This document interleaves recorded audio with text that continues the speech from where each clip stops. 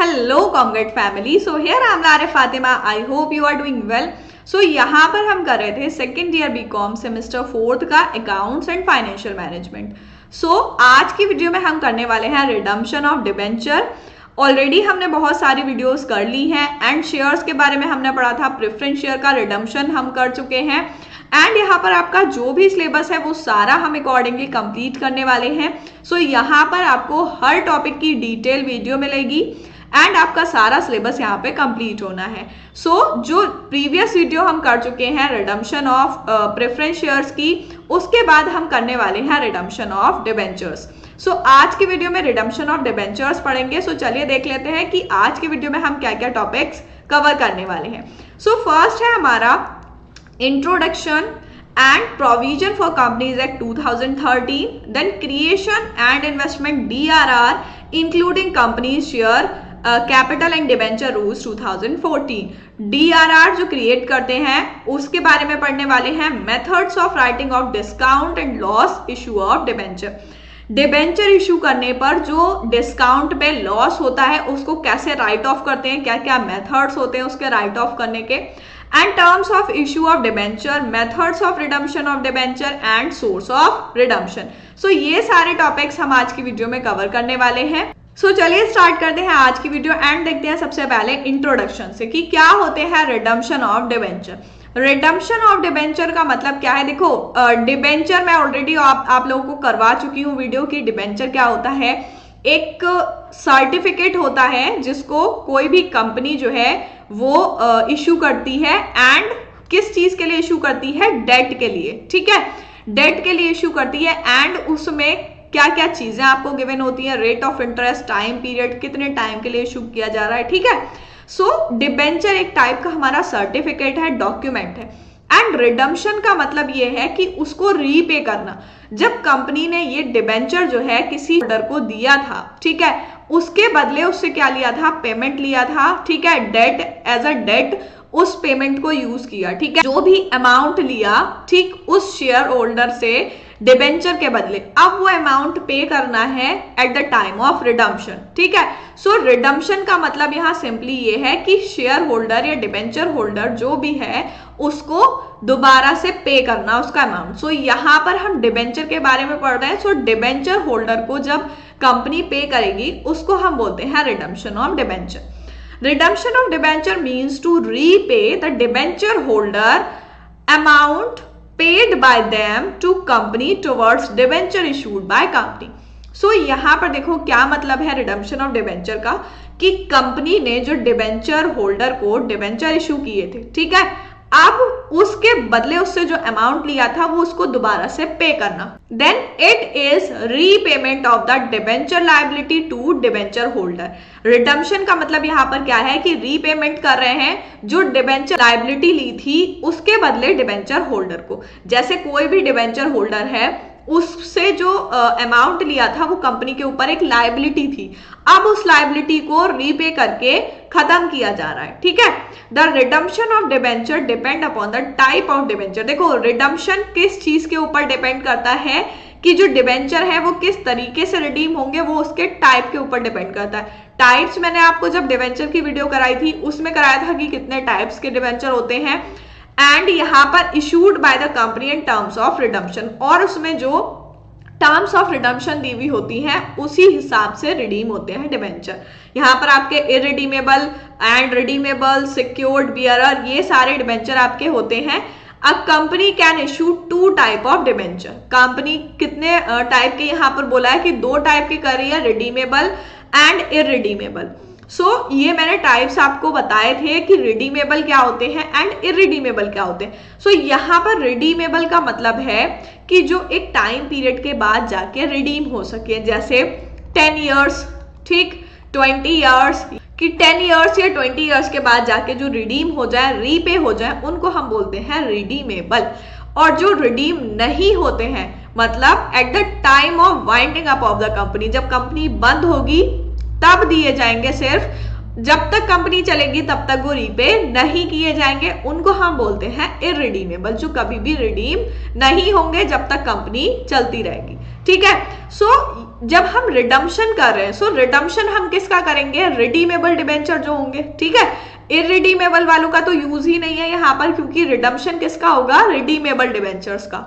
ठीक है, so debenture आ गया समझ में क्या होता है एंड रिडम्पशन ऑफ डिबेंचर क्या होता है। सो नेक्स्ट देखते हैं कि इसके प्रोविजंस क्या क्या है। ठीक है, सेक्शन 71(1) में दे रखा है कंपनीज एक्ट के कि कंपनी में issue debenture with an option to convert such debenture into share either wholly or partly at the time of redemption. Companies act के इस सेक्शन के अकॉर्डिंग जो कोई भी कंपनी है वो ऐसे डिबेंचर इशू कर सकती है कि जिसमें जो डिबेंचर हैं उनको एक ऑप्शन दिया जाए कि eight the time of redemption आप इसको कन्वर्ट करा सकते हो शेयर्स में पूरी तरीके से या उसका कुछ पार्ट। ठीक है, सो कंपनी जब डिबेंचर इश्यू करेगी तो उसको ऑप्शन देगी कि आप अपने डिबेंचर को शेयर में कन्वर्ट करा सकते हो, वो आपका गिवन है 71(1) कंपनीज एक्ट के अंदर। ठीक है, DRR is not required in case off fully convertible debenture. देखो यहां पर आपको दो वर्ड बोले हैं, एक होली एंड पार्टली। ठीक है, सो यहां पर होली का मतलब क्या है कि अगर आपने 100 डिबेंचर खरीदे थे, ठीक है, अब आप उसको पूरे 100 जो है वो कन्वर्ट करा रहे हो, वो हो गया होली। ठीक है, एंड अगर आपने 100 डिबेंचर खरीदे थे एंड आप उसको 80 को कन्वर्ट करा रहे हो, तो जब आप 100 में से 80 जो है वो कन्वर्ट कराओगे देन वो हो जाएगा पार्टली। सो यहां पर क्या बोला गया है कि डिबेंचर रिडम्पशन रिजर्व जो है वो कब होगा, जब फुल्ली कन्वर्टेबल डिबेंचर होंगे उसमें रिक्वायर्ड नहीं होगा, जब पार्टली कन्वर्टेबल डिबेंचर होंगे उसमें लगेगा। ठीक है, नॉट रिक्वायर्ड, जरूरत नहीं है in case off fully convertible debenture. ठीक है, सेक्शन 71(4) में कंपनीज एक्ट के दिया हुआ है कि कंपनीज जो है share capital and debenture rules जो दे रखा है 2014 का, require a company to create debenture redemption reserve. इसमें DRR जो है वो कैसे करेगी, out of profit of the company available for payment of dividend and amount credited to such amount shall be used only for redemption of debenture. यहां पर बोला गया है जो कंपनी DRR क्रिएट करेगी प्रॉफिट में से, देन वो किस चीज के लिए होगा, डिविडेंड पे करने के लिए। ठीक है, जो डिविडेंड पे किया जाएगा उसको पे करने के लिए, या अमाउंट क्रेडिट होगा जो किस चीज के लिए यूज होगा, डिबेंचर का रिडम्पशन करने के लिए। ठीक है, डिबेंचर्स को क्या दिया जाता है, डिविडेंड दिया जाता है। ठीक है, अब वो जो है या तो डिविडेंड पे करने के लिए यूज किया जाएगा या फिर उसको रिडीम करने के लिए, यानी कि डिबेंचर्स जो हैं उनको रिडीम करने के लिए यूज किया जाएगा। ठीक है, सो ये हमारे प्रोविजंस हो जाएंगे। देन हम देखेंगे मेथड्स क्या होते हैं कि डिस्काउंट या लॉस को हम किस तरीके से राइट ऑफ कर सकते हैं। ठीक है, so when debenture are issue at price less than their face value it is said to be as discount. ये मैं आप लोगों को कई बार बता भी चुकी हूं कि डिस्काउंट पर हम कब कहते हैं, जैसे एग्जाम्पल अगर हम ले कि कोई भी डिबेंचर जो है वो 100 रुपए का है या कोई भी शेयर 100 रुपए का है, अगर वो इससे कम वैल्यू पर, इसकी फेस वैल्यू या नॉमिनल वैल्यू 100 रुपए है, इससे कम वैल्यू पर इश्यू होता है, देन हम कहेंगे डिस्काउंट पर इश्यू हो रहा है। 90 पे इश्यू हुआ, सो ये डिस्काउंट पे हो जाएगा। ठीक है, and if debenture are redeemed at price greater than their face value they are said to redeem at premium। so देखो जब कंपनी के शेयर की या डिबेंचर की वैल्यू 100 रुपए है, ठीक है, अब वो उसको इश्यू करे 90 रुपए में 10 रुपए का लॉस हुआ है ना। सो इश्यू जब डिस्काउंट पर करेंगे तब लॉस होगा। एंड अब देखो रिडम्पशन की बात ले लो, डिबेंचर रिडीम होंगे जब price greater than their face value. So 100 रुपए का शेयर था, अब जब रीपे किया, पेमेंट किया उसका, तो वो प्रीमियम पे किया, 110 पे किया। ठीक है, रिडम्पशन जो हो रहा है वो प्रीमियम पे हो रहा है। सो ये 10 रुपए कंपनी को ज्यादा पे करने पड़े, सो यहां पे लॉस हो जाएगा। जब इश्यू डिस्काउंट पे करेंगे तो लॉस होगा, एंड रिडीम जो है वो प्रीमियम पे करेंगे तो लॉस होगा। सच प्रीमियम दो payable on redemption is a capital loss of the company. 10 रुपए एक्स्ट्रा दे रहे हो, कंपनी 10 रुपए एक्स्ट्रा देगी, सो उसको क्या होगा, कैपिटल लॉस हो जाएगा। Now journal entry, journal entry to write off discount या लॉस ऑन इशू, जो हम रिडम्पशन की जर्नल एंट्री बनाते हैं डिबेंचर्स की, शेयर्स की मैंने आप लोगों को करा दी है, उसी तरीके से हम डिबेंचर्स की बनाते हैं। सो यहाँ पर जब हम राइट ऑफ करेंगे डिस्काउंट को तो उसकी जर्नल एंट्री क्या बनाएंगे। सो यहाँ security premium account debit, P&L account या general reserve account debit to discount and loss on issue of debenture. देखो जो प्रीमियम है सिक्योरिटी प्रीमियम आ गया या P&L है वो आ गया डेबिट, एंड उससे हम राइट ऑफ कर देंगे डिस्काउंट या लॉस जो हुआ है इशू करने पर डिबेंचर को। ठीक है, सो ये हो जाएगी हमारी एक छोटी सी जर्नल एंट्री कि किस तरीके से हम डिस्काउंट एंड लॉस को डिबेंचर्स के कैसे राइट ऑफ करेंगे। ठीक है, सो नेक्स्ट देखते हैं methods by which the amount of discount loss on issue debenture can B right of. देखो अभी हमने जर्नल एंट्री देखी, ठीक है, कि कैसे राइट ऑफ करेंगे। अब है मेथड्स, क्या क्या मेथड्स होते हैं इसके। तो दो मेथड आपको देखने को मिल रहा है, fixed installment and fluctuating installment. नाम से समझ में आ रहा है, फिक्स्ड इंस्टॉलमेंट का मतलब क्या है, amount of discount every year is fixed, जो भी अमाउंट होगा वो कैसा रहेगा, फिक्स्ड रहेगा। एंड फ्लक्चुएटिंग में क्या है, अमाउंट जो होगा वो रिड्यूस होता जाएगा हर साल। इट मीन्स फ्लक्चुएट हो रहा है कि पहले 10 था फिर 5 रह गया फिर 3 रह गया, तो ये चेंज हो रहा है। चेंज होना मतलब फ्लक्चुएट हो रहा है, बट फिक्स्ड में क्या है, हर साल फिक्स्ड रहेगा। सो यहाँ पर आपको फिक्स्ड का फॉर्मूला गिवन है, डिस्काउंट या लॉस जो राइट ऑफ होगा total discount upon number of years, कितने ईयर्स में रहा फिक्स्ड वो आ जाएगा हमारा। ठीक है, सो ये हो जाएंगे हमारे मेथड्स ऑफ अमाउंट या डिस्काउंट हम कैसे करके राइट ऑफ करेंगे। देन नेक्स्ट है हमारा terms of issue of debenture, कि डिबेंचर जो है उसके इशू करने की क्या क्या टर्म्स है।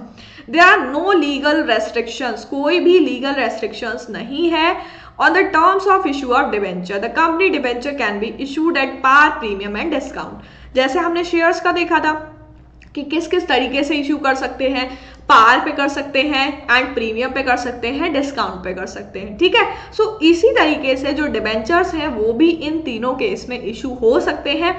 पार का मतलब है कि जो फेस वैल्यू है, फेस वैल्यू के बराबर जब इशू होगा, ठीक है, वो हो जाएगा हमारा पार पे इशू हुआ। एंड फेस वैल्यू से जब ज्यादा होगा तो प्रीमियम पे, फेस वैल्यू से कम होगा तो डिस्काउंट पर। ये हो जाएगा हमारा issue of debenture.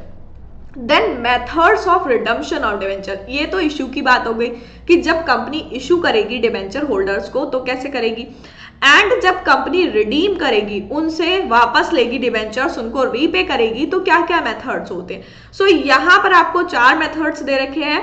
Bye drawing lots in installment, ठीक है, लमसम पेमेंट से कर सकती है, purchase of own debenture in open market, open market में अपने डिबेंचर्स खुद खरीद कर, या बाय कन्वर्जन मेथड। कन्वर्जन का मतलब अभी पीछे पड़ा था कि डिबेंचर्स को कन्वर्ट करके शेयर्स में, ठीक है, वो हो जाएगा। सो ये चारों मेथड हो जाएंगे हमारे रिडम्पशन के।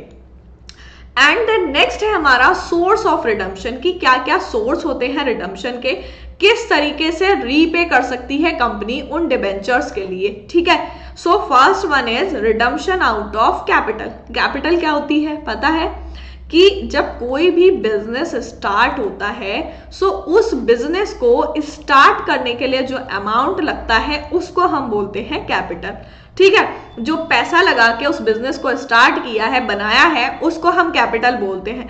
ये कई तरीके की होती है आपकी, ठीक है, fixed capital, fluctuating, working capital, ठीक है। एंड यहाँ पर क्या बोला गया है कि जो रिडम्पशन होगा, जो रीपे होगा डिबेंचर्स का, वो कैपिटल में से होगा।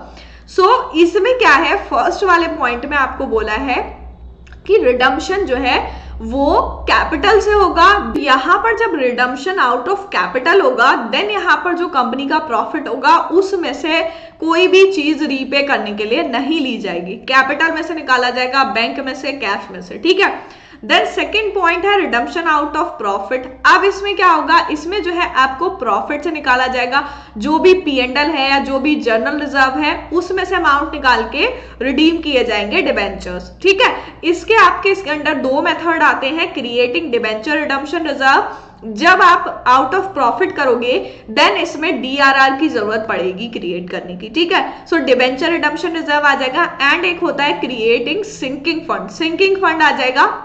देन नेक्स्ट थर्ड मेथड है हमारा रिडम्पशन बाय कन्वर्जन। जैसे अभी मैंने बताया कन्वर्जन का मतलब क्या हुआ कि डिबेंचर होल्डर को डिबेंचर इशू किए गए थे, ठीक है, बट उसका 10 इयर्स का टाइम था। अब 10 इयर्स बाद जो है वो रिडीम हो रहे हैं, देन वो डिबेंचर होल्डर क्या करेगा, उसको शेयर्स में कन्वर्ट करा लेगा। सो उस कन्वर्जन को हम बोलेंगे, जो मेथड उसमें यूज किया गया वो रिडम्पशन बाय कन्वर्जन हुआ, ठीक है।